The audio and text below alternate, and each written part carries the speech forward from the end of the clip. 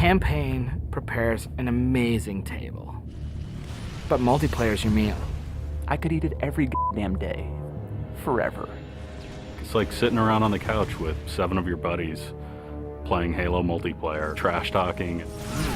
2 men enter, the better man leaves. The lesser man is respawning, and that's Halo.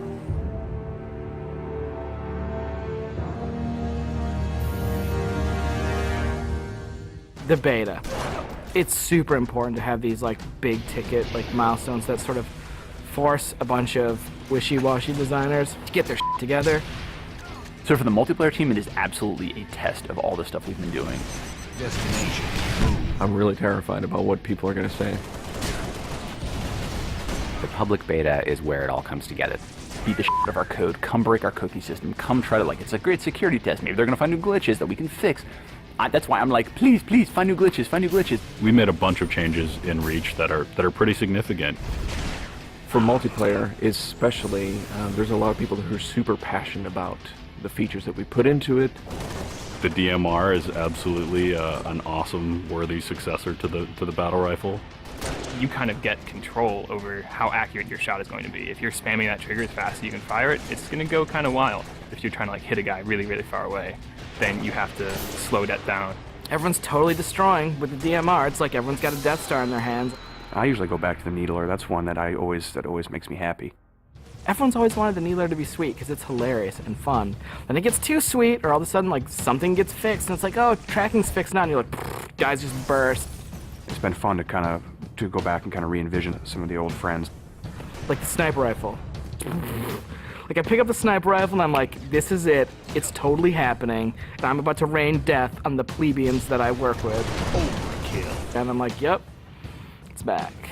The Covenant focus rifle is awesome because it's like that Sentinel beam from Halo 2, but now it's a sniper weapon.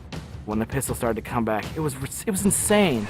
It was so awesome. I'm super excited to see what people do with armor abilities. It totally changes the game. You've got this secret weapon in your back pocket that's your fourth leg of fun. What do you want to be? Like invisible? Do you want to fly? Do you want to turn to stone? With Reach, you've got guys in jetpacks flying around, invisibility guys just showing up. It's kind of a give and take between us and Sage and Josh, trying to figure out like what's that perfect balance with all the new stuff. There's a lot of that goes on. They're like, shh, don't tell Sage, he'll nerf it.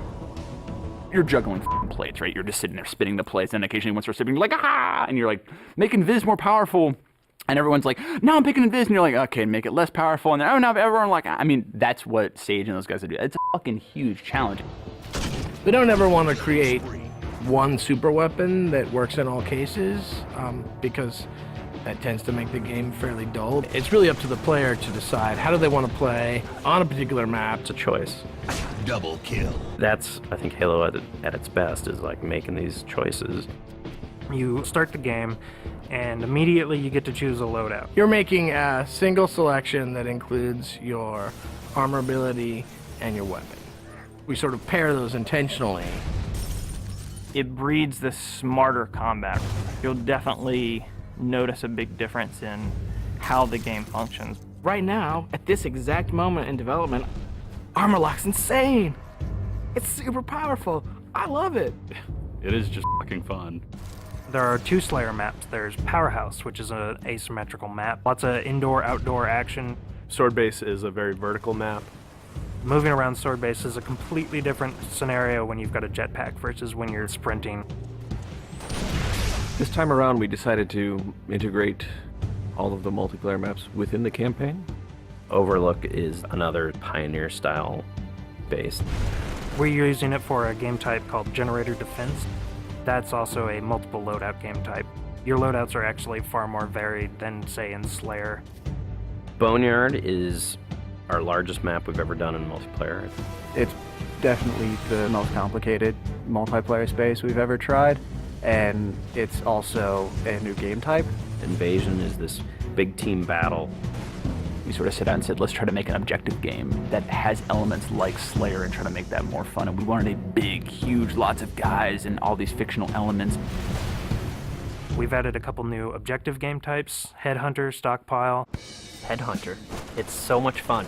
Like seeing a dude pick up skulls and then you cap him and seeing skulls fly out of his body and then the mad dash to pick those things up. And there's a lot of tension as you're amassing skulls. It's the risk reward of gathering up a lot and banking all at once, or just doing it one at a time and not being a big target. Headhunter.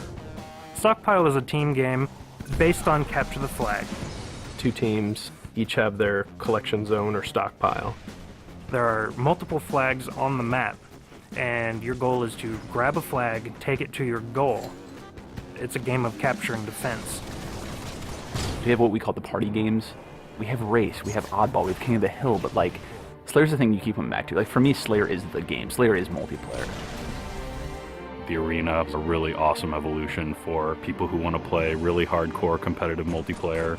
Let's just acknowledge that Slayer's awesome and try to build that space where we can sort of say, like, if you're hyper competitive, care about stats, let's make that for you. Bam, games, games, games, push, rating, push, division. The better you play, you'll eventually be put into a division. The arena divisions are broken up into Onyx, Gold, Silver, and Steel. You can say, oh yeah, I was Gold, you know, and like that means something. And I'm like, oh yeah, that's cool. You're basically a AAA baseball player. And I'm like, I'm Onyx. Like, you just met f***ing Roger Clemens. Our matchmaking system is really good at matching people up based on skill. What it has never been really good at before is saying, well, how much fun will these 2 people have playing together? I'll sing. Some of it's obnoxious. I'll get muted. Why can't I tell the system, dude, find me the people who love playing like a team player? Instead of just trying to put 8 people in a game together, we first use the social preferences for finding teammates. And then we can say, find 4 other people who are really good skill match. Without players thinking about it, we hope that it'll lead to better social encounters. Active roster essentially is us bringing the Y menu back from Halo 2. It's a way of saying, friends are online and this is what they're doing, so I can hook up with them with a minimum of fuss. Everything that you see in the game, there's a path to getting. We can make this game about you. I really wanted to make sure that players were able to invest themselves in the Spartans that they create, and then be able to carry that Spartan back and forth between campaign and multiplayer seamlessly without them feeling like it's 2 different experiences. Start at 0, nothing. Invest, play the game, no freebies. You're beta testing, have a t-shirt. Little Avatar t-shirt. I'll be wearing one. The fans should never assume what you see in the beta is set in stone. What's working about Powerhouse? The jetpack is practically crying out for abuse. Is Rocket Spawn open? Is that good? In the end, it's all about the game, and the game is king. There's that magical step in the process, like it stops being software, and all of a sudden it's more like this thing. I'm playing with my friends having a beer. It's awesome.